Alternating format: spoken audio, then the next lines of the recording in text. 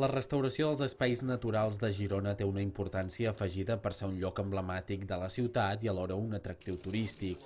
Per això el projecte Respir acollia la restauració de l'àrea de lleure de la Font del Ferro situada a la vall de Sant Daniel.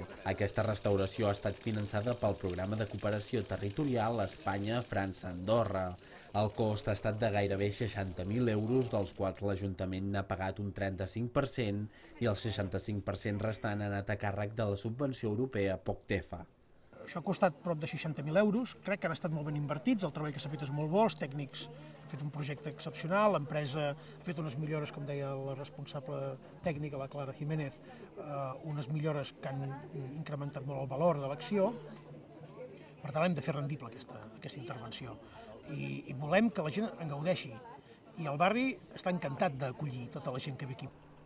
Les tres zones restaurades que engloba la Font del Ferro són el pàrquing, on s'ha ordenat l'àrea d'aparcament, el camí de connexió al qual s'hi han afegit drenatges transversals per canalitzar l'aigua i evitar l'erosió del sòl, i l'àrea de la Font del Ferro. Murs, bancs, taules i barbacoes és el que més destaca de l'esplanada. És un espai adorat pel barri i és un tresor per a la ciutat. Aquesta rehabilitació, aquesta acció que s'ha fet aquí, dignifica molt un entorn que ho necessitava.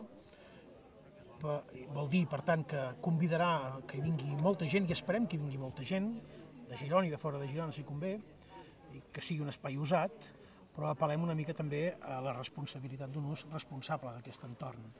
El projecte de restauració de la Font de Ferro es va iniciar per ser un punt estratègic de parada i descans d'alguns dels principals itineraris naturals de la ciutat, com entre d'altres el Camí de Sant Miquel.